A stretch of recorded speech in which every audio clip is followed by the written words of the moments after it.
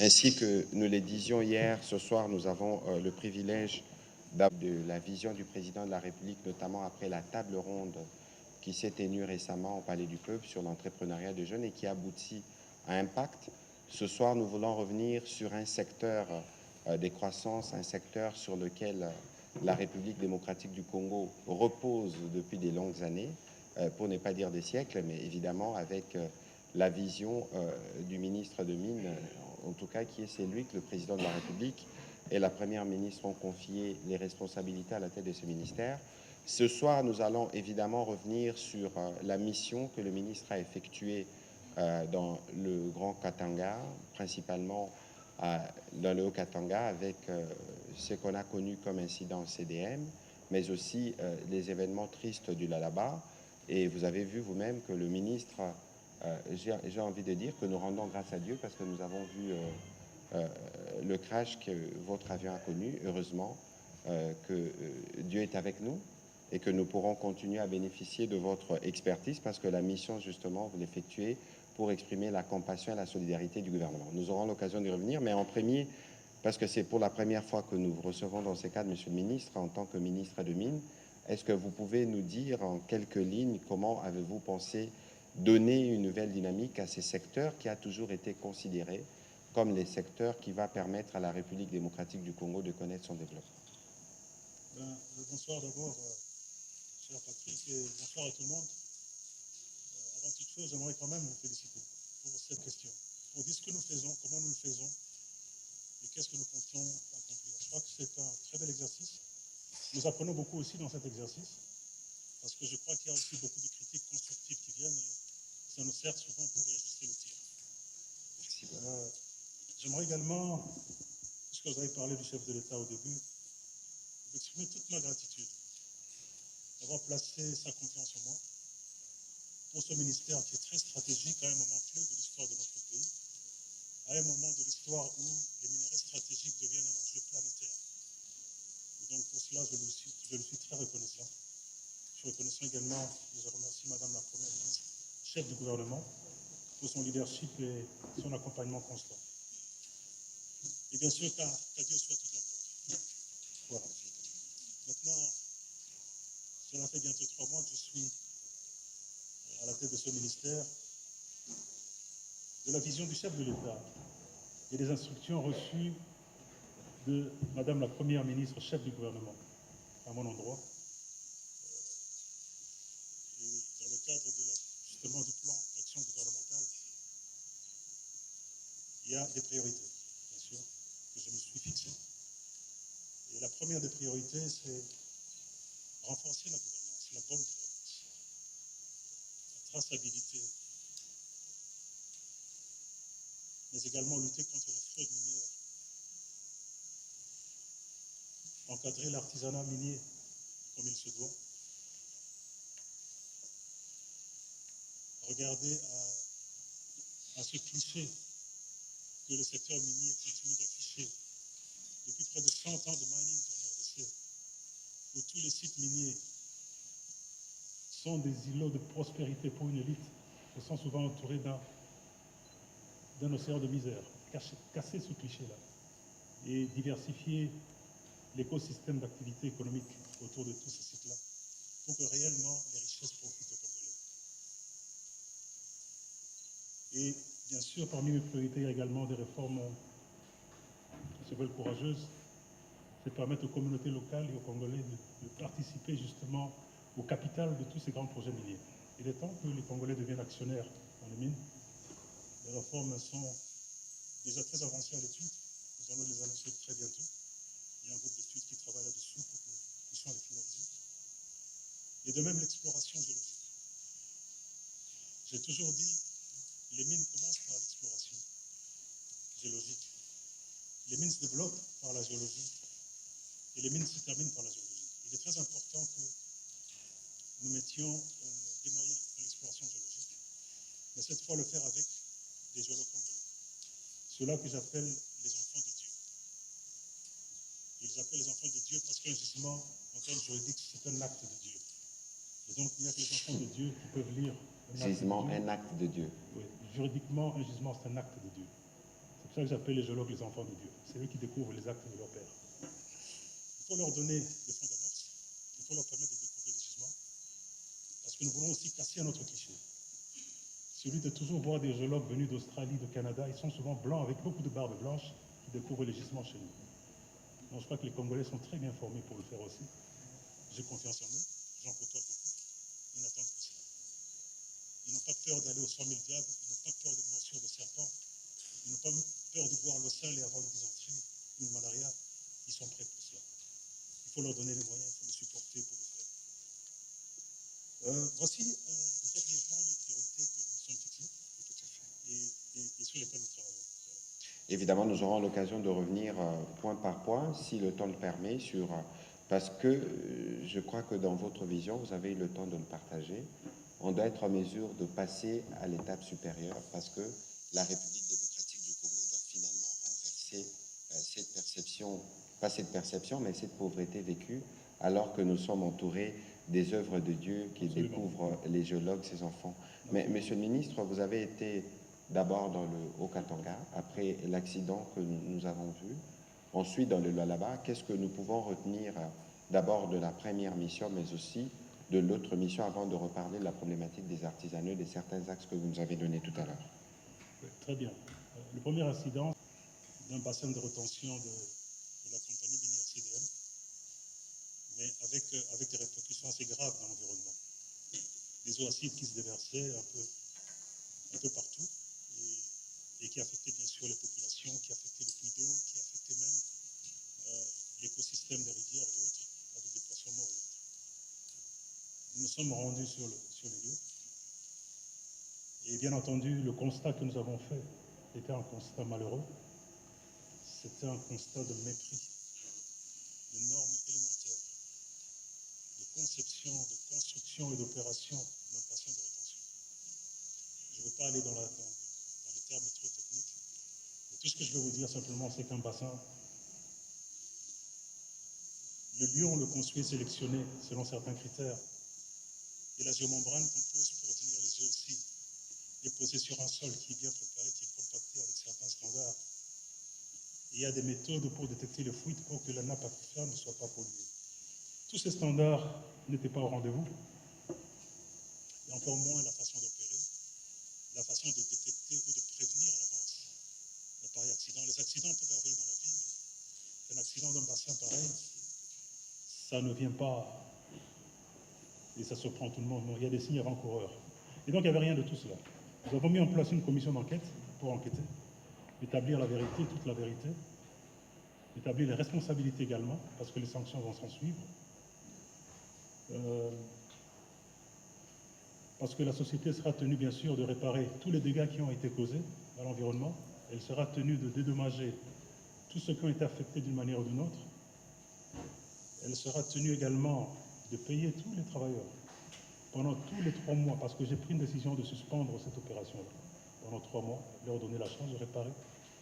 Et je ne lèverai cette mesure que quand je serai suffisamment satisfait que les mesures ont été prises pour préserver l'environnement et les populations autour de cette île. Voilà brièvement ce qui s'est passé, mais je dois avouer également que les responsabilités sont partagées. Parce que pour en arriver là, notre administration devait jouer également son rôle. Et donc il y a un besoin de renforcer la capacité de notre administration pour que les contrôles se fassent de manière plus efficace et qu'on puisse prévenir pareil incident. Lorsque cet incident sera clos, nous allons étendre la mission de cette commission pour aller dans les autres sites également. Absolument. Pour voir ce qui s'y passe, pour prévenir justement que pareil incident ne se produise. La raison pour laquelle nous faisons tout cela, ce n'est pas la chasse à l'homme. Il faut établir les responsabilités, certes, mais c'est surtout prendre les mesures pour prévenir que cela ne se reproduise encore. Je crois que c'est notre responsabilité de le faire, nous devons le faire. Et d'ailleurs, à ces propos, justement, le président de la République, à la 66e réunion du Conseil de ministres, est revenu là-dessus et qui vous avait chargé, Monsieur le ministre, avec notre collègue de l'Environnement, de renforcer la surveillance, la coordination, la rigueur des services techniques placés sous votre autorité afin de prévenir toute récidive de telles catastrophes. Et vous avez sûrement suivi que le ministre de la Justice a à ses propos tiré les conséquences qu'il faut pour que les responsabilités puissent être pleinement établies. L'autre volet de votre mission, Monsieur le ministre, c'est le Lalaba. Évidemment, on a vu ce qui s'est passé avec le crash, mais vous y allez pour exprimer la compassion du gouvernement après l'éboulement et ce qu'on a vu sur le terrain. Qu'est-ce que vous pouvez nous dire, évidemment, de cet incident et des conséquences que vous avez tirées? Tout à fait, c'est un incident très malheureux et ici je salue encore la mémoire de tous ces jeunes qui ont perdu leur vie. Vous savez, c'est une vraie tragédie. Lorsqu'on est âgé entre 15 et 35 ans, de perdre sa vie dans des conditions pareilles, une bousculade qui s'ensuit de jeunes gens qui tombent dans une sorte de ravin où il y a de l'eau, de la boue, et on finit par une bousculade, une noyade, etc. C'était tragique. Je tiens à dire une chose, ces jeunes gens qui meurent comme ça, ce sont vos enfants et ce sont nos enfants. Je les considère comme mes enfants, comme mes propres fils, parce que nous sommes africains. L'enfant du voisin, c'est votre enfant. Il a le droit de venir manger chez vous. Il peut même dormir chez vous, c'est chez lui. C'est une vraie tragédie. C'est pour cela que, fort du message du chef de l'État que j'avais vu la veille de mon voyage, parce qu'il suit cette situation de très près, il m'a reçu pendant près de 2 heures, nous avons parlé. Il m'a donné des mots de compassion pour cette jeunesse et il m'a prié de faire tout ce qui est en notre pouvoir pour que pareille chose ne se reproduise plus. C'est fort de cela que nous nous sommes rendus sur le site. Il y a eu le crash qu'il y a eu, nous rendons grâce à Dieu. Nous en sommes sortis vivants. Et dès que le médecin a permis qu'on puisse reprendre du travail, dans les heures qui suivaient, on a repris du travail. Je suis allé voir également certains des blessés, dont un jeune de 18 ans, qui était grièvement blessé, qui était à l'hôpital. Ce qu'il faut retenir de ça, c'est, encore une fois, les responsabilités partagées. Responsabilité de ceux qui ont permis que tous ces jeunes se retrouvent dans ces lieux-là, dans ces conditions-là. Responsabilité de notre administration, encore une fois. On ne peut pas survoler la face. Responsabilité de ceux-là qui achètent ces minerais, sachant bien que ces minerais sont extraits dans des conditions qui sont celles qu'elles sont. Les responsabilités sont à plusieurs niveaux. Je ne vais pas anticiper sur les conclusions de l'enquête, mais tout ce que je vais vous dire, c'est que rien ne sera épargné. Aucun officier supérieur de l'armée, galonné ou étoilé, ne sera épargné. Aucun cadre supérieur de l'administration, que ce soit provincial ou national, ne sera épargné. Personne n'est au-dessus de la loi. C'est comme ça que je travaille en étroite collaboration avec mon collègue de la justice. Tout à fait. Pour que justement justice soit faite, que les responsabilités soient établies, que les poursuites soient engagées, parce qu'il faut qu'il en soit ainsi. On ne peut pas continuer à pleurer nos morts à cause de la bêtise humaine, à cause de la corruption, à cause des pratiques qui finalement ne nous honorent pas et qui font que parfois nous ne sommes pas respectés à travers le monde. Cela doit s'arrêter. Voilà, merci beaucoup, Monsieur le ministre, pour vos mots introductifs. Ici, je rappelle que pour les problématiques que nous avons notées, le président de la République a eu l'occasion de revenir dessus en Conseil de ministres et que des mesures seront prises pour qu'à la fois, pour ce que nous avons vu au sujet du bassin de rétention ou pour ce que nous avons vu dans les là-bas, ne se reproduisent plus. Des accidents peuvent toujours arriver, mais il y a une action qui doit être faite notamment dans le sens de l'administration, mais aussi dans les chefs de tous ceux qui sont complices et qui conduisent à des conséquences comme celles que nous avons vues dans le Lalaba. Monsieur le ministre, on va commencer l'exercice pour lequel nous sommes ce soir pour mieux édifier ceux qui nous suivent. On va commencer avec monsieur Oscar Mbal de la Télévision nationale. Parce que quand nous avons vu les images circuler dans les réseaux sociaux, j'ai vu les membres de votre délégation courir et c'était fort. Dieu merci, il n'y a pas eu de mort. J'ai 2 petites questions. Nous sommes passés de moratoire pour l'exploitation de minerais stratégiques au quota. Veuillez nous expliquer c'est quoi les quotas, quel est l'effet recherché dans tout ça, et est-ce que vous allez tenir par rapport à vos challengers, parce que la RDC n'est pas le seul pays producteur du cobalt. Je sais que 75% c'est à RDC, mais est-ce que vous allez tenir? Quel est l'effet recherché avec les systèmes de quotas dans les exportations des minéraux stratégiques? La deuxième question et la dernière, vous revenez de Kolwezi, il y a eu des creuseurs miniers artisanaux qui sont morts dans les circonstances qui ont été décrites. Moi, je voudrais savoir, avec chiffres à l'appui, quels sont les EA qui sont destinés aux creuseurs miniers artisanaux. Ces EA sont... Entendez zones d'exploitation artisanale. Excusez-moi, les zones d'exploitation artisanale, parce que nous apprenons que les creuseurs miniers artisanaux font des incursions dans des sites miniers qui ne leur appartiennent pas.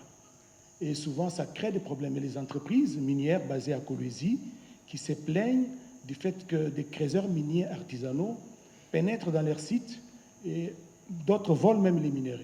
Alors, quelles sont les ZEA, les zones d'exploitation minière artisanale, qui sont dédiées aux creuseurs miniers? C'est au nombre de combien? Très bien.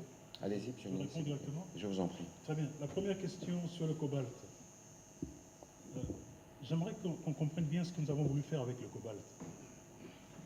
Nous étions dans une position de suroffre. Il y avait plus d'offres que de demandes. Et lorsque vous êtes dans cette position-là, il y a une chose qui se passe. Vos stocks commencent à augmenter, parce que vous ne vendez pas tout. Et quand vos stocks commencent à augmenter, ça doit vous dire ce qui va venir après. Le prix va s'effondrer. Et nous voulions empêcher cela. C'est pour cela que nous avons, à un moment donné, interdit complètement l'exportation du cobalt. Je sais que ça nous a coûté cher à nous-mêmes aussi, au Trésor, parce que c'est des revenus qui ont été déférés, en fait, qui ne sont pas perdus, qui sont déférés, parce que le stock est là, on va le vendre. Je vous annonce d'ailleurs qu'en principe, cette semaine, les exportations doivent reprendre. Donc c'est ce qui s'est passé, tout simplement. Maintenant, dans la reprise des exportations, nous avons voulu un quota pour mieux contrôler. Oscar, vous savez, lorsque vous détenez 70% des réserves mondiales d'une commodité, c'est votre droit le plus strict de dicter votre volonté, ce que vous voulez faire. On ne peut pas laisser ça à la compétition internationale, tout simplement, et être spectateur. On ne peut pas laisser ça simplement à ce que les anglo-saxons et les traders appellent fear and greed, parce que le marché a un côté irrationnel. La peur de perdre de l'argent, mais également la soif de gagner trop, la cupidité. C'est toutes ces forces qui conduisent le prix. Nous ne pouvons pas rester spectateurs de ça. C'est pour cela que nous avons régulé cela. Il y a beaucoup de sceptiques, des gens qui ont pensé qu'on n'allait pas y arriver. Regardez le prix du cobalt là où il était lorsqu'on s'en prit la mesure où nous sommes aujourd'hui. Maintenant, c'est vrai. On disait 11 000, aujourd'hui c'est 54 000, si mes chiffres sont... Je n'ai pas regardé le dernier prix, mais nous avons monté en gamme très haut par rapport à ce que le prix était. Maintenant, c'est vrai, nous sommes dans une géopolitique internationale qui est turbulente aujourd'hui. Comme on dit, le monde est devenu volatile, incertain, complexe et ambigu à la fois. Personne ne peut réellement prédire de quoi demain sera fait. Mais en toute responsabilité, nous avons pris nos responsabilités, nous avons établi les quotas, et ces quotas ont été bien réfléchis aussi.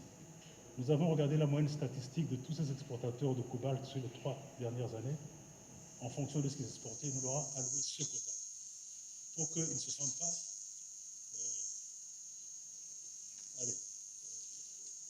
préjudiciés. Et bien sûr, nous allons avancer comme ça et nous allons continuer à faire un monitoring de la situation.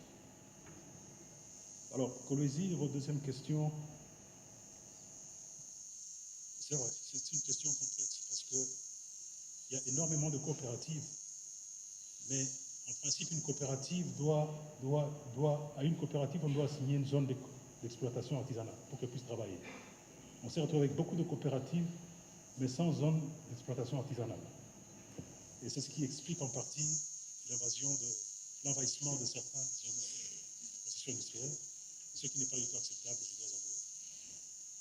Ce que nous avons fait, c'est rassembler notre administration dès notre entrée au ministère et mettre beaucoup de pression sur notre administration pour leur faire comprendre que, écoutez, nous n'avons qu'une excuse ici.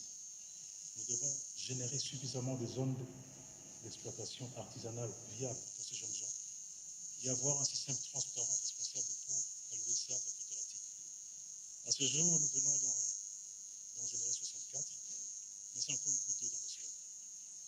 Au vu de la masse des creuseurs et des coopératives, il faut des centaines et des centaines des heures. Donc c'est du travail en progrès. Nous devons continuer, nous mettre sous pression pour en sortir suffisamment, parce qu'il ne suffit pas seulement de délimiter une ZEA. Il faut encore qu'on étudie un peu plus où se trouve la minéralisation pour qu'on puisse faire de la découverture, pour que ces jeunes puissent travailler dans des conditions avec moins de pénibilité. C'est tout ça que nous faisons ensemble. Ce que j'ai fait, c'est approcher ces coopératives, leur dire nous allons le faire ensemble. Ce n'est pas vous et ce n'est pas nous, c'est nous ensemble. Parce que je tiens encore à dire une chose. Il y a près de 3 millions de creuseurs aujourd'hui dans notre pays. Ce n'est pas de leur faute. Ce n'est pas du tout de leur faute. Et on a tendance à les peindre comme des hors-la-loi. Ils ne sont pas non plus des hors-la-loi en réalité. Leur seul péché, c'est que nous n'avons pas, nous, en fait, su leur donner un avenir, un emploi ou des conditions de vie. Et leur seul péché, c'est qu'ils ont refusé d'aller s'abîmer en mer en cherchant à aller en Europe, s'exiler. Ils ont préféré rester au pays, s'organiser. Et croyez-moi, certaines de ces coopératives que j'ai approchées sont très organisées, beaucoup plus organisées qu'on ne pense. Et donc, c'est à nous de les encadrer. C'est à nous de dire très bien, vous êtes déjà organisés, joignons nos forces. Voici quelques zones d'exploitation artisanale où nous pouvons vous placer, certains d'entre vous du moins, mais c'est un processus. Mais deuxièmement, je ne pense pas que de tous ces 3 millions de creuseurs, parce que je les côtoie, je leur parle, certains sont des gradués, des licenciés d'université, des ingénieurs, des techniciens. Certains, ce n'est pas réellement leur métier, ils le font par défaut. Mais alors il faut leur donner des passerelles au travers de la formation professionnelle pour les recycler dans des corps de métier qui, couplés à une politique de grands travaux, peut les absorber dans autre chose que l'artisanat minier. C'est comme ça que nous travaillons en étroite collaboration avec le ministère de la formation professionnelle pour donner cette alternative. Mais non, c'est vrai. Parmi eux, il y en a qui sont des purs et durs, qui disent que ça, c'est mon choix. Moi, je suis un creuseur, je vais crever dans mon trou, c'est ma vie, etc. Il faut respecter leur choix également. Mais alors leur donner des conditions avec moins de pénibilité et les encadrer pour qu'ils puissent avancer dans ce qu'ils veulent faire, qu'il y ait moins d'harcèlement de nos services administratifs et autres, qu'ils puissent quelque part se retrouver. Monsieur le ministre, Autre chose, peut-être. allez, évidemment, vous allez continuer, mais c'est quoi le rôle de l'entreprise générale du cobalt dans ces contextes? L'entreprise générale du cobalt, c'est une initiative souverainiste qui veut justement encadrer nos coopératives, leur donner les moyens de travailler dans des bonnes conditions, racheter leur production à des prix qui sont compétitifs, au lieu d'être des victimes de tous ces traders et ces entremetteurs, etc., pour que finalement ils soient valorisés. Voilà. Très bien. Mais ce que je voulais dire, c'est que, au-delà de ces initiatives, je reviens de Genève avec Madame la Première ministre, Tout à fait. et nous avons fait un très fort plaidoyer pour que les consommateurs finaux de ce cobalt et de ce cuivre qui sort de l'artisanat, qu'ils soient Tesla, Mitsubishi, Toshiba, toutes ces compagnies, qu'elles se rapprochent plus de ces coopératives sur cette. Parce que si on a un contact direct entre le consommateur final et celui qui sort la matière du sol, vous comprenez bien que tous ceux qui sont au milieu, tous ces intermédiaires sont déjà en dehors, et on peut avoir alors un pool financier qui peut permettre non seulement un paiement plus équitable, mais alors réfléchir alors à une politique de responsabilité sociétale où on peut leur construire des cités minières, où ils pourront avoir des logements décents, des écoles, des centres de santé et autres, avoir une dignité humaine dans la vie. Donc c'est une problématique qu'il faut prendre par plusieurs bouts finalement. Il n'y a pas une solution universelle. Il faut les former, il faut mieux les payer, il faut donner des alternatives. C'est tout ça qu'il faut faire à la fois. Et Monsieur le ministre, il y a forcément une question de ceux qui tirent le ficelle. On parle de la présence des Libanais, on parle de certains Chinois. Oui. Vous savez, cher Patrick, moi je veux dire une chose. C'est vrai que je suis un fondamentaliste contre la corruption. Quand j'en parle vraiment du fond de mon cœur. Parce que la corruption, c'est le cancer ultime, qui annule même tous les efforts d'un gouvernement. Tout à fait. C'est la corruption qui fait que nos jeunes gens s'exilent, parce qu'on leur refuse des opportunités qui devraient leur venir légitimement, que ce soit du point de vue d'emploi, du point de vue d'opportunité des affaires. Mais pire, j'aimerais vraiment dire à mes chers compatriotes, chaque fois que vous faites corrompre par un Libanais, chaque fois que vous faites corrompre par un Indien, par un Chinois, peu importe d'où il vient, sachez que vous êtes en train de vendre vos enfants en esclavage. Je répète, vous êtes en train de vendre vos enfants en esclavage, exactement comme à l'époque de Type au Type, où est-ce que nos chefs vendaient nos enfants en esclavage. Il n'y a aucune différence. Ces maîtres venus d'ailleurs enverront nos enfants avec leur diplôme universitaire balayer les rues. Ils ne vaudront plus rien, parce qu'on les aura vendus en esclavage. Donc arrêtons cela. Parce que c'est ça qui est quelque part aussi à la base de tout ça. Je demande qu'on soit intègre, qu'on comprenne les enjeux, qu'on aime son pays et qu'on résiste. Il y a moyen de vivre avec intégrité, avec patriotisme, avec honnêteté et gagner sa vie. C'est faisable. On ne pense pas que ce n'est pas faisable. Et autre chose également, on semble trop polariser le débat autour de l'artisanat minier, des mines, etc. Je crois qu'on doit peut-être changer notre logiciel de réflexion. Il n'y a pas que les mines pour vivre. Nous sommes 120 millions de Congolais aujourd'hui, d'après ce que j'entends.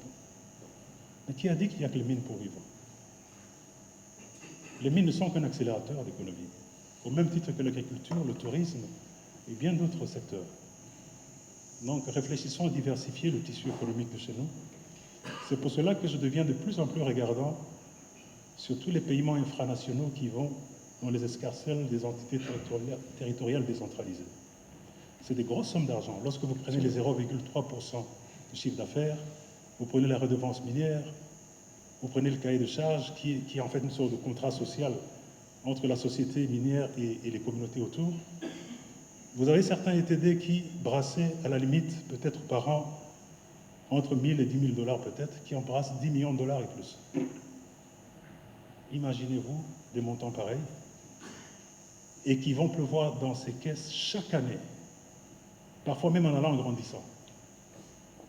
Et une mine, c'est la seule activité qui connaît sa date de naissance et de mort. Donc une mine, on connaît sa durée de vie. Et si vous savez que ce montant va vous arriver sur 20 ans, sur 30 ans, on peut structurer plusieurs financements pour faire des grands travaux de diversification économique autour des sites. On n'a pas besoin d'aller au FMI, on n'a pas besoin d'aller à Washington pour emprunter de l'argent. L'argent est là. Maintenant, c'est à nous de réfléchir à des cahiers de charges, à une réflexion telle que nous nous posons tous la question, avec ce que les mines nous donnent aujourd'hui, qu'est-ce que l'on fait? On va construire 6 salles de classe, on va construire un centre de santé, appeler l'autorité pour applaudir, la télévision nationale pour relayer ça, pour dire... Donc la vraie question est la suivante, Oscar. Quand 20 ans seront épuisés, quand le dernier minerai sera extrait, quand il y aura un trou béant qui va rester là-bas, qu'est-ce que nous léguons à nos générations futures? C'est ça la vraie question. Est-ce que nous voulons léguer un grand centre universitaire là-bas? Est-ce que nous voulons faire une Silicon Valley? Est-ce que peut-être du point de vue géographique, l'endroit est situé à tel endroit que ça sera un grand hub de logistique à la croisée de plusieurs routes d'intérêt économique? Je ne sais pas. Mais cette vision-là, nous devons l'avoir aujourd'hui, la construire à partir d'aujourd'hui. Et ne pas continuer dans cette histoire de 6 salles de classe et dispensaires, etc. Nous devons arrêter cela et voir plus loin. Voilà, merci beaucoup, Monsieur le ministre de Mines. Votre équipe renseigne qu'en février, la tonne du cobalt s'est négociée autour de 21 000 dollars et aujourd'hui, nous sommes à presque 50 000 dollars. Voilà. Donc je crois que, après tout, ce n'était pas mauvais de déférer ce bénéfice-là, parce que maintenant, nous allons commencer à le vendre à 50 000 dollars. On l'aurait vendu à 20 000 dollars et il serait allé en continuer à s'enfoncer, en fait, parce qu'on était en position de oversupply, de suroffre. Donc je crois que nous avons pris ces décisions-là de manière responsable. Et j'ai été clair avec les Chinois, avec tous ceux qui s'agitaient. Je leur ai dit très simplement, nous n'avons des excuses à présenter à personne pour cela. Mais nous avons des excuses à présenter à personne. Nous assumons notre souveraineté, il en sera ainsi. Et c'est tout. Et voilà, c'est 70% de réserve de cobalt du monde. On va prendre la prochaine question avec Marlon Kachamou, puis M. Bonsoir, Monsieur le ministre. J'ai deux petites questions. La première sera adressée au ministre. Vous êtes chevronné du secteur. Nous savons que l'exploitation s'est faite de manière artisanale, mais également industrielle. Mais cette exploitation est souvent conflit à plusieurs problèmes, instabilité, mais aussi autres problèmes. Vous, à votre niveau, qu'est-ce que vous êtes en train de faire de manière concrète pour élaguer ou encore réduire sensiblement cette situation qui est en train de causer pas mal de problèmes en République démocratique du Congo? Et certaines personnes qualifient même votre secteur de Far West. Qu'est-ce que vous faites pour changer cette situation? Ça, c'est la deuxième question, c'est au ministre de la Communication et Médias. Permettez-moi de vous poser cette question. Je sais que le concerné n'est pas là. C'est une question qui serait normalement adressée au ministre des Sports. Alors, c'est une sorte de polémique droit de diffusion Cannes 2025. Ça fait déjà jaser dans les milieux sportifs. Et d'après mes sources, il y a des litiges qui sont en suspens concernant la retransmission des différentes rencontres de la CAN ici en République démocratique du Congo. Monsieur le ministre de la Communication et des Médias, je vous pose la question aujourd'hui comme porte-parole du gouvernement congolais. Rassurez-nous qu'on va suivre toutes les rencontres de la CAN 2025 ici en RDC. Merci. Bon, nous sommes sur un sujet qui est celui-là, mais parce qu'il s'agit du foot et qu'on dit du foot que c'est le sport roi, je crois que nous allons nous acquitter de notre tâche comme de coutume pour nous assurer que le Congolais suive la prestation des Léopards et on souhaite qu'ils arrivent en finale et qu'on remporte la coupe qui sera organisée au Maroc. Donc pour le reste, nous allons y travailler avec mon collègue de sport. Monsieur le ministre? On t'a entendu. Évidemment. Marlon, la question de l'artisanat minier vis-à-vis de l'exploitation industrielle et tout ce que ça pose comme problème, c'est une vraie problématique, c'est vrai. On ne peut pas nier cela. Mais j'aimerais dire ceci. Toute ma carrière, j'ai toujours été guidé par des principes de jugement qui sont très simples. Quand je vais sur un site,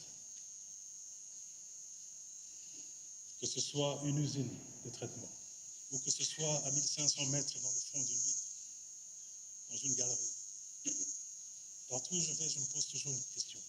Première question que je pose toujours. Quand je regarde les conditions de travail, ma question c'est toujours, si c'était mon fils qui était dans ces conditions-là, est-ce que je permettrais cela? Parce que ce sont mes enfants aussi. Et si la réponse est non, c'est que c'est non. Ce qui est un problème. Ça veut dire qu'il faut trouver une solution à cela. Quand je vais voir l'artisanat minier, et c'est un langage franc, les creuseurs avec qui je parle souvent connaissent mon langage franc quand je leur parle. Je leur dis toujours, mais regardez autour de chaque site minier, le taux élevé de déperdition scolaire, le taux élevé de grossesse précoce, le taux élevé de banditisme, de prostitution, de pollution. Et en fait, plus grave, c'est un travail esclave parce que ceux qui se font vraiment le beurre derrière ça, ils sont à Dubaï, ils sont à Londres, ils sont ailleurs. C'est même pas vous, en plus. Pourquoi ça? Maintenant, nous comprenons ceux qui les ont amenés à ça. Maintenant, il faut les aider. Comme j'ai dit, ce n'est pas du tout de leur faute. C'est pour cela que nous parlons de toutes ces approches. Ramener le consommateur final vers eux pour un meilleur traitement, renforcer la capacité de notre administration pour qu'on puisse les encadrer mieux. J'aurai un langage aussi avec les industriels aussi qui sont envahis, d'aider également. C'est une affaire à nous tous.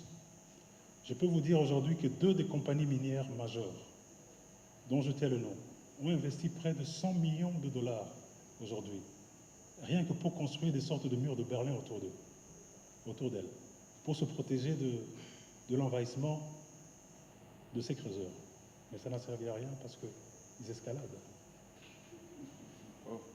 Maintenant, est-ce que ces 100 millions de dollars, on ne pouvait peut-être pas les utiliser différemment en termes d'encadrer ces artisans, leur donner une autre chance? Voilà un peu toute la problématique et nous nous y attelons. Et croyez-moi, nous y attelons avec beaucoup de responsabilité. Maintenant, ceux qui pensent que la RDC est un Far West... Le secteur que vous dirigez. Pardon, le secteur que je dirige, oui. Merci pour la correction. Nous venons de boucler une grande tournée en Europe, en Amérique et également en Chine. Et à ceux qui ont cette perception-là, je leur dis ceci. Autant vous nous regardez, autant nous vous regardons. Ça fonctionne de deux manières. Et lorsque moi, avec mes 35 ans d'expérience dans le secteur minier, je vous regarde, vous qui nous critiquez, je vois deux camps. Le camp de ceux-là vraiment qui font du Congo bashing, qui disent que le Congo c'est vraiment le Far West, comme vous le dites en termes de mine, hein, bien sûr. C'est un peu comme cette belle fille qui a tous les atouts mais qui n'a pas de moralité. Ils ont des termes assez durs. C'est leur droit le plus strict de penser cela, Marlon. Mais il y a l'autre catégorie des gens qui ont compris une chose, d'investisseurs, qui ont compris qu'après tout, le Congo, c'est comme tous les autres pays. Si vous faites votre devoir à domicile au départ, vous allez réaliser que vous avez deux grands alliés finalement, quand vous venez investir. Et ces deux grands alliés, ce n'est pas le président Félix, ce n'est pas Madame Judith Souminois, encore moins moi, ministre des Mines, parce qu'on a fait une belle photo dans mon cabinet, rien du tout. Vos deux meilleurs alliés, c'est d'abord les lois et règlements de notre pays, parce que ça garantit votre investissement, ça garantit le cadre fiscal et la stabilité du cadre fiscal pour vous, ça protège même vos actifs, la loi et les règlements. Et puis le deuxième allié, c'est l'administration, avec laquelle vous devez travailler, qui va vous donner toutes les autorisations dont vous avez besoin pour que vous puissiez exécuter votre plan d'affaires avec une effectivité militaire et que vous puissiez réussir. C'est important pour nous que vous réussissiez parce que quand vous réussissez, vous faites un profit. Une partie de ce profit va venir dans notre trésor. Nous sommes avec vous. Et ce camp-là, de ceux qui ont compris ça, alors je peux te dire à ce jour, ça va peut-être te surprendre, ils ont investi près de 45 milliards de dollars dans notre pays. Le jour que je faisais le crash à la Colosie, à 30 km de là, on mettait à feu la fonderie la plus moderne du monde, en technologie qu'on appelle direct to blister, flash melting, c'est-à-dire on prend un concentré, on l'enflamme avec du flash complètement fermé, aucune pollution environnementale, ça a du produit du cuivre à 99,9%. Ça a coûté $1 milliard. Simon va monter en gamme de 600 000 tonnes à 800 000 ou 1 million de tonnes, ils vont dépenser un autre $1 milliard. Ce Congo-là, il avance. Il avance avec les gens qui ont compris. Alors, ceux-là qui continuent à parler Far West, la dernière chose que je leur dis, c'est ceci. Après tout, la décision d'investir en RDC, elle est binaire. Vous venez ou vous ne venez pas. Si vous avez fait votre devoir, vous estimez qu'il ne faut pas aller, parce que c'est un Far West, on va respecter. Mais seulement retenez une chose. Et tenez ça de moi. Vous allez compter le coût des opportunités perdues, et ça sera d'une proportion biblique. Parce que les Chinois qui sont venus investir, personne ne leur a déroulé le tapis rouge, après tout. Ils sont venus, ils ont vu les opportunités. Ils ont fait ce qu'un businessman appelle le risk assessment. Ils ont évalué les risques, dit comment on va faire du business ici. Après, ils ont mené les capitaux et la technologie. Ils ont mené une dominance du secteur qui fait jaser l'Occident. Et c'est ce que je dis à l'Occident, faites attention. Le coût des opportunités perdues va vous rattraper après. Après, vous décidez, vous faites comme vous voulez. Voilà. Monsieur le ministre, vous avez de dire deux choses très importantes parce que généralement, quand on parle de mines, nous prenons beaucoup de temps évidemment pour parler des EEA, où on aime bien nous accuser parfois faussement de corruption et de toutes ces choses qui ne sont pas positives. Mais vous venez de dire qu'on a investi 1 milliard, 45 milliards dans des opérations qui n'ont pas été faites dans un pays du monde avant le Congo. Non, je dis ça a été peut-être ailleurs on a investi aussi, hein. Mais je dis que chez nous au Congo aujourd'hui on peut compter jusqu'à 45 milliards de dollars d'investissement dans nos grandes mines. Et des technologies de dernier. La technologie elle est de dernière pointe. J'ai vu cette technologie-là, j'étais la voir en Finlande et en Pologne. C'est le dernier cri, c'est la Rolls-Royce la plus moderne des Monsieur le ministre, nous demandons à voir, parce qu'il faut montrer évidemment cette autre face Oui. du secteur minier congolais où nous avons les plus grosses boîtes du monde et qui fournissent notamment le cobalt à Tesla. Ah oui. Cette fonderie, c'est un monstre qui vous prend 500 000 tonnes de cuivre là. Vous passez le concentrer par ici, et de l'autre côté, ça vous sort un cuivre à 9,9%. Et ça vous sort aussi de l'acide sulfurique en plus. C'est incroyable. Mais il faut que les gens comprennent de quoi on parle ici. C'est ça le vrai Congo qui avance, avec ceux qui ont compris. Et pas les Far West qu'on raconte. Non, ça n'a rien à voir avec le Far West. Quelqu'un va mettre $1 milliard, ça a été mis là, je vous dis, le lundi passé, le lundi d'il y a une semaine. Ce jour-là où on faisait un crash, on mettait à feu cette fonderie-là. Vous voyez ça? Voilà, on va prendre la prochaine question avec Gloria Ferré. Je suis Gloire Ferré, du journal La Prospérité. J'ai quelques questions que je voudrais poser au ministre Louis Atoum. En premier lieu, je reviens sur les 64 zones d'exploitation artisanale identifiées. Excellence, à quand la phase d'opérationnalisation pour que finalement nous puissions éviter de morts? La deuxième question, Excellence, certaines voix disent que vous peinez à attirer des investisseurs en dépit de votre volonté ici que vous avez ici évoquée. Que répondez-vous à ces gens-là? La troisième question, Excellence, aujourd'hui, quel type de coopération entretient la RDC avec les deux premières puissances mondiales? Je fais allusion aux États-Unis et à la Chine. Donc voilà mes trois petites questions. Merci. Merci. De bonnes questions. Les zones d'exploitation artisanale viables que nous avons délimitées, c'est pour quand? Vous avez raison, il y a encore un petit travail qui doit être fait. Comme j'ai dit, une zone d'exploitation artisanale, quand vous la présentez, c'est un terrain en fait. Mais vous allez commencer par où se trouve la minéralisation. Il faut un petit travail supplémentaire qui doit être fait par les géologues. Pour cela, je suis en train de mettre en place un comité qui va inclure également les représentants des coopératives pour qu'il y ait transparence dans le travail que nous allons faire, pour qu'il y ait transparence dans l'attribution de ces zones d'exploitation artisanale, parce qu'il y avait déjà des soupçons que voilà, les politiques vont faire un hold-up sur ces zones d'exploitation artisanale et vont se les distribuer. Non, je veux de la transparence, je veux de l'équité, je veux que les vraies coopératives qui sont sur le terrain, qui sont organisées, soient les mieux servies. Et donc, il faudra donner peut-être quelques semaines, quelques mois. Pour certains, ça pourra aller très vite, parce qu'on sait très vite faire cet exercice. Pour d'autres, ça ira un peu plus lentement. Ce sera au cas par cas. Mais il faut préciser que ça ne concerne pas que le Lualaba ou le Haut-Katanga. Non, quand j'ai dit une centaine, il faut des centaines et des centaines de GA, c'est pour toute la République. Le problème, il est partout. J'étais aussi en Ituri, j'ai été dans le Haut-Touélé, et je peux vous dire, le problème se pose aussi avec acuité par là. Avant d'atterrir à Doko, j'ai demandé au pilote de rester en l'air et de survoler à basse altitude toute cette zone-là, Moku Beterendi, Wanga et autres, à très basse altitude, pendant près de 3/4 d'heure pour voir ce qui se passe. C'est énormément de dégâts environnementaux qui ont été causés par... Et il faut restructurer tout ça finalement. Et donc les EA que nous voulons, viables, c'est pour toute la République, hein, je vais être clair. Ce n'est pas uniquement pour le là-bas. C'est pour les autres parties du pays également. Difficulté d'attirer les investisseurs, je l'ai dit tout à l'heure. Ceux qui y croient sont là. Non seulement ils sont là, mais ils demandent même plus. Ils demandent qu'on leur donne plus d'opportunités, qu'on leur donne plus de permis, etc., pour qu'ils puissent s'agrandir davantage. Mais nous avons compris une chose après tout, et c'est peut-être ça la vraie réponse à votre question. Il n'y a qu'une façon d'attirer les investissements. C'est faire preuve de bonne gouvernance, de transparence, de respect des textes, d'élimination de la corruption. C'est toutes ces choses qu'il faut mettre en place, c'est tous ces ingrédients qu'il faut pour que ceux de l'extérieur se sentent rassurés. Et croyez-moi, nous nous mettons. Nous sommes à cela. Monsieur le ministre, peut-être que c'est l'occasion que vous nous dites de manière un peu plus technique, parce que vous y connaissez de l'un plus que moi, litier.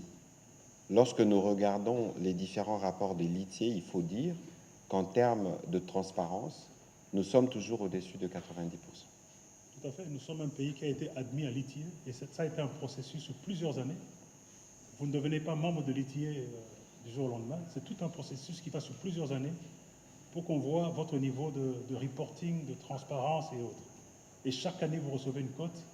Et si elle n'est pas bonne, vous pouvez aussi être relégué de ce poste. Et nous sommes dans l'ITIE, nous sommes très bien placés. C'est-à-dire que nous publions des contrats, nous publions des chiffres Bien pour sûr. s'assurer que nous ne cachons rien. Bien sûr. Et ce n'est pas parfait, c'est du travail qui continue, bien sûr. C'est un effort continu.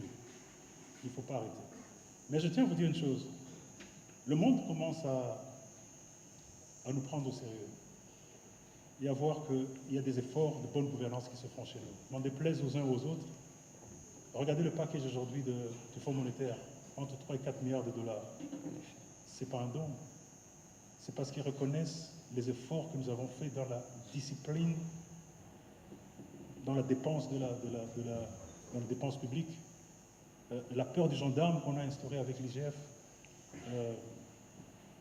lutte contre la corruption et autres. Ce sont des choses qui sont visibles aujourd'hui.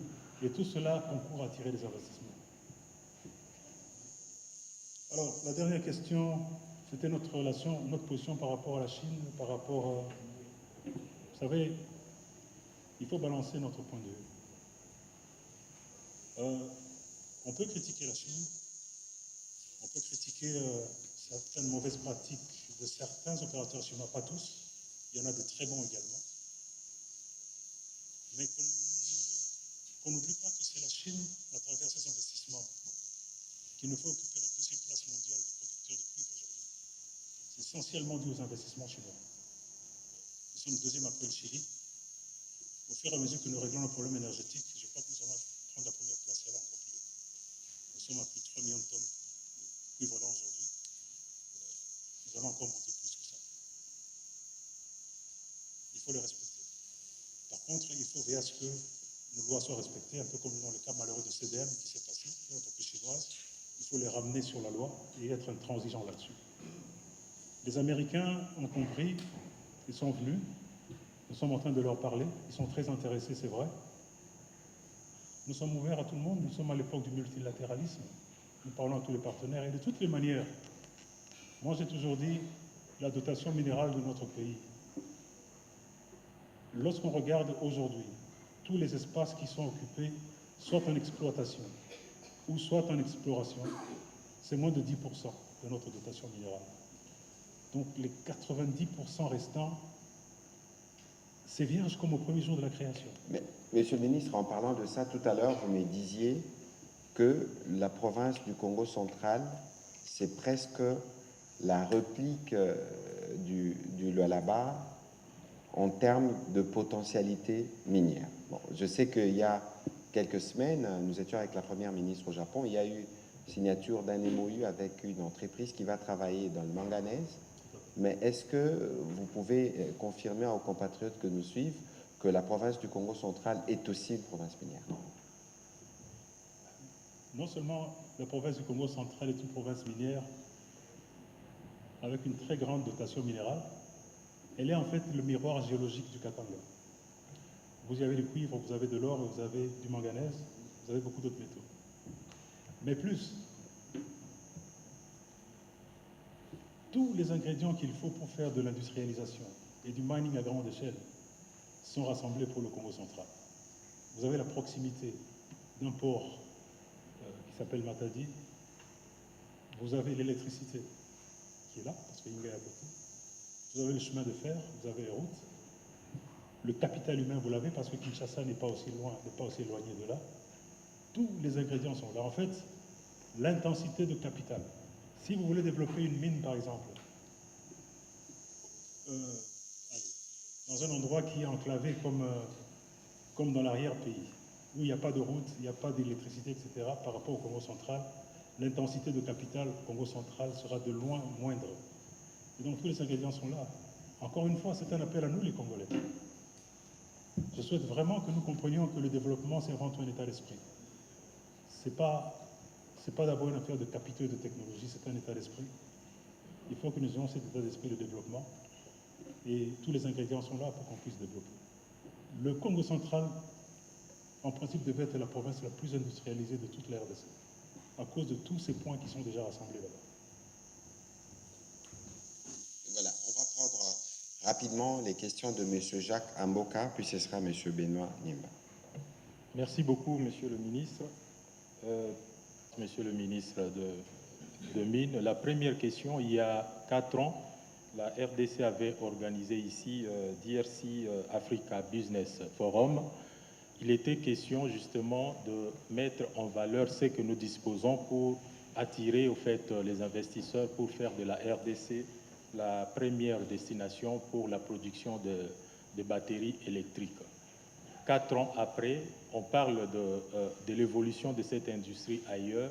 Qu'est-ce que la RDC représente aujourd'hui dans cette industrie de la production des batteries électriques? La deuxième question, la toute dernière, est celle de savoir, il y a des superpuissances qui accordent une attention particulière à la République démocratique du Congo par rapport à tout ce que nous disposons. Est-ce que parmi ces puissances, nous pouvons également compter la Russie? Il y a également des investisseurs russes qui viennent pour investir dans le domaine des mines ici en RDC. Merci beaucoup. Monsieur le ministre, vous allez noter les questions de Benoît Nimba, comme ça on va profiter pour répondre à ces dernières séries et terminer cet exercice.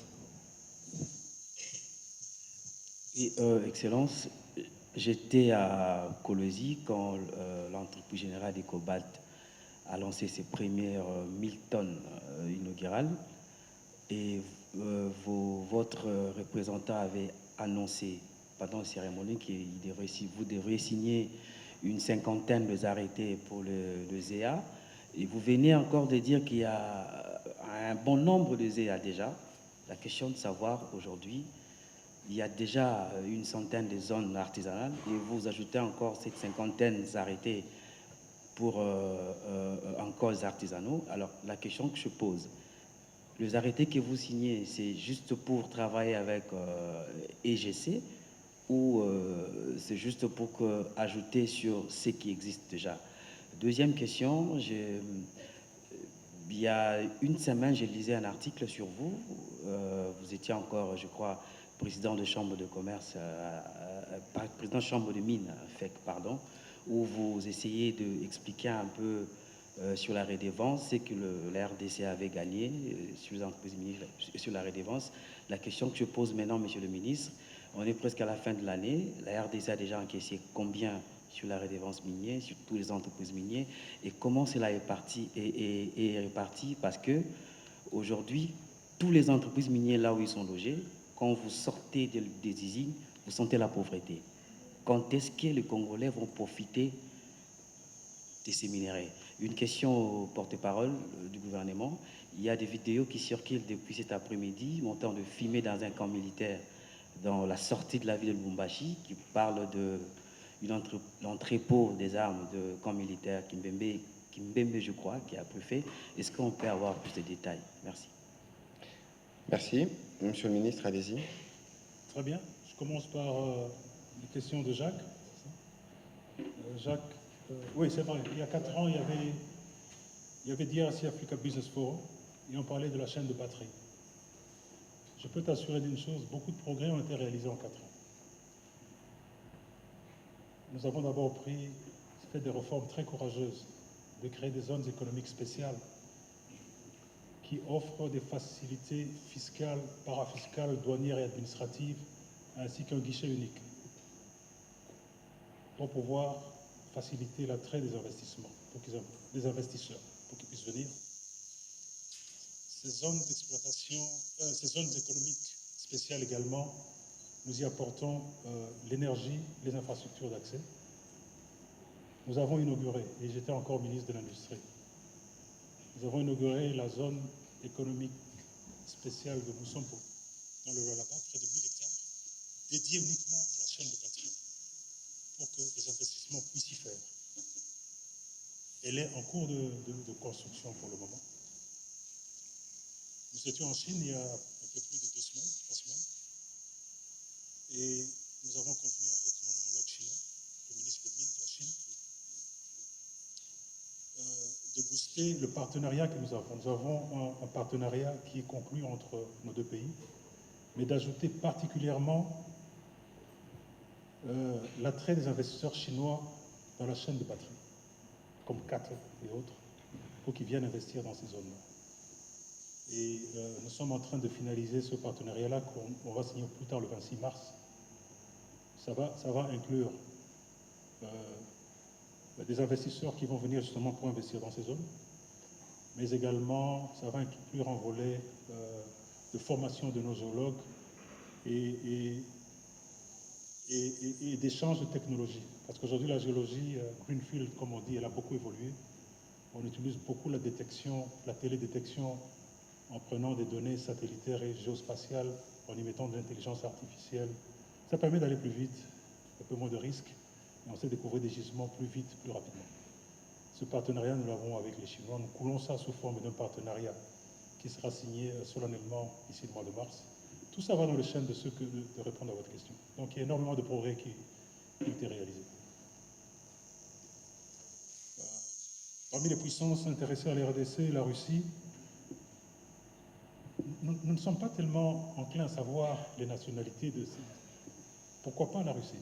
S'ils sont intéressés, ils viendront. Ils viendront. J'ai simplement constaté que la RDC était vraiment un enjeu planétaire parce que, curieusement, lorsque j'ai été nommé ministre des Mines, les 2 premières semaines, dans mon cabinet, je m'attendais à recevoir les capitaines de l'industrie minière, la chambre de mines, etc. Non. C'était un défilé des ambassadeurs de la Chine, l'Union européenne, France, Grande-Bretagne, Allemagne, etc., qui n'ont pas, Chine et tout, qui n'ont pas cessé de défiler. Ça veut dire que c'est presque tous les pays du monde qui sont intéressés. Donc la Russie est la bienvenue, elle a peut-être ses propres priorités, que moi je ne sais pas commenter, mais s'ils toquent à notre porte, ils sont les bienvenus. Nous n'allons pas discriminer contre eux. Il y a de la place pour les Congolais, mais aussi pour les autres pays qui veulent investir en RDC. Monsieur le ministre, très rapidement, les questions de Benoît, parce qu'on doit terminer pour... Je veux juste préciser une chose. Les arrêtés que je suis en train de signer, c'est pour justement officialiser ces EEA-là. Lorsqu'on met à l'exposition des EEA, je dois prendre des arrêtés pour cela. Et je les signe au fur et à mesure que nous avançons. Donc, EGC a un grand rôle à jouer, beaucoup plus dans l'encadrement de l'artisanat minier. Une fois que ces coopératives travaillent et produisent, EGC sera là pour les aider justement à amener de la matière pour que EGC puisse produire. Je crois que les premiers cathodes ont été produits par EGC dernièrement.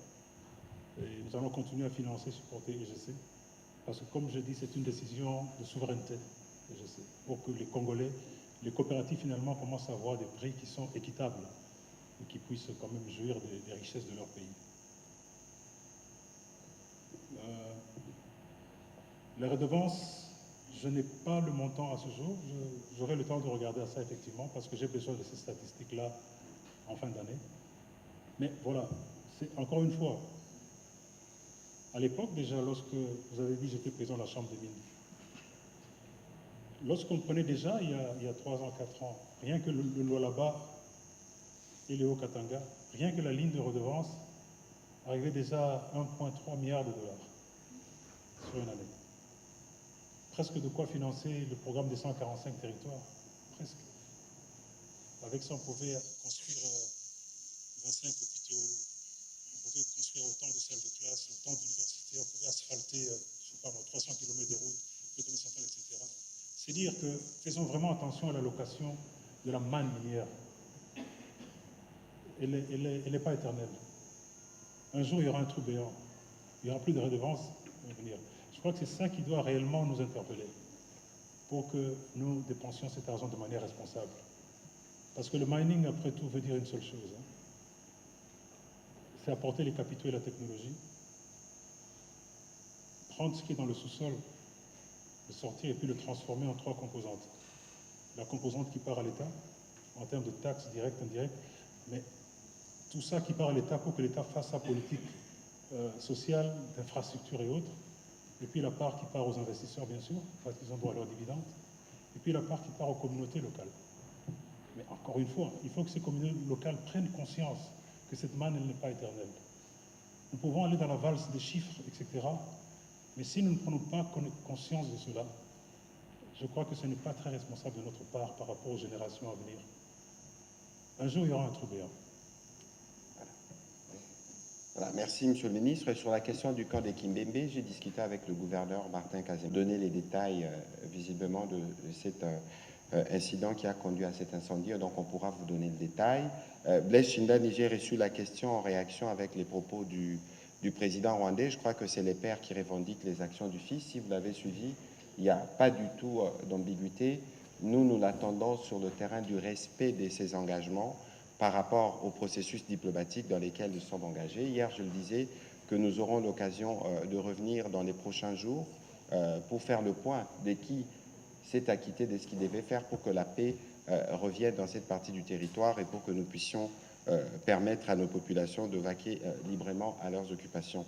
En parlant de cela, j'ai vu qu'il y avait sur les réseaux sociaux une fausse polémique engagée par les fils, justement, parce que très attentifs à ce que nous disons, et dans le strict objectif de s'aimer la division et la confusion. J'aimerais rappeler ici la position du gouvernement, du président de la République depuis le premier jour de ce conflit. Chaque Congolais est important. Chaque province, chaque territoire, chaque communauté compte. La preuve, le ministre des Mines a failli laisser sa vie parce qu'il devait aller compatir avec les compatriotes qui ont été touchés. L'unité nationale, c'est le socle qui nous tient et la mobilisation de tous les citoyens que nous faisons quotidiennement est la seule réponse à l'agression. Et c'est cette mobilisation qui fait qu'on veut toujours à travers la désinformation, toujours à travers le poison rwandais, vouloir travestir ce qui a été dit ici. Je pense que s'il y a une province que j'ai particulièrement visitée depuis que je suis au gouvernement, c'est la province du Nord Kivu. Et d'ailleurs, je m'y installerai dès que la paix sera restaurée parce que la République du Congo, démocratique du Congo, appartient à nous tous. Donc, c'est pas étonnant de voir que ceux qui cherchent des canaux pour éviter justement le sort qui est attendu d'eux, à la fois de leur père, qui a déjà montré des exemples de comment il traite ses supplétifs, mais aussi au terme de discussions, peuvent trouver autre chose que penser pouvoir travestir la volonté du gouvernement. En termes d'entrepreneuriat, c'est un travail que je faisais comme député national. Je ne voudrais pas faire un classement, mais les jeunes du Nord Kivu qui sont résistants et résilients le savent. Mais ici, il faut aussi rappeler que la province du Nord Kivu est dirigée par le gouverneur militaire à partir de Béni ou comme la province du Nord Kivu à partir de Vira. Évidemment, il y a des parties du territoire qui sont occupées. Nous y travaillons quotidiennement. Vous avez vu que le budget consacre 30% à la sécurité. Et donc ici, le message qu'il faut repasser à toutes nos populations qui ont pu être victimes de cette manipulation, c'est que nous travaillons pour que chaque centimètre carré du territoire nous revienne et pour que chaque vie de Congolais soit préservée. Ce n'est pas ceux qui dénient l'existence de la crise humanitaire que le monde voit qui peuvent aujourd'hui se présenter comme la solution parce que c'est eux le problème. C'est eux qui font que l'aéroport de Goma ne puisse pas être ouvert parce que c'est eux qui ont tué, c'est eux qui ont attaqué les écoles et ils seront tenus pour responsables. Voilà, Monsieur le Ministre, c'était une petite précision. Je vous remercie de votre participation à cet exercice. On va terminer en montrant à nos compatriotes l'extrait de la vidéo de l'opération que vous avez, dont vous avez parlé tout à l'heure. Je ne sais pas comment la décrire, mais les compatriotes pourront voir que des milliards...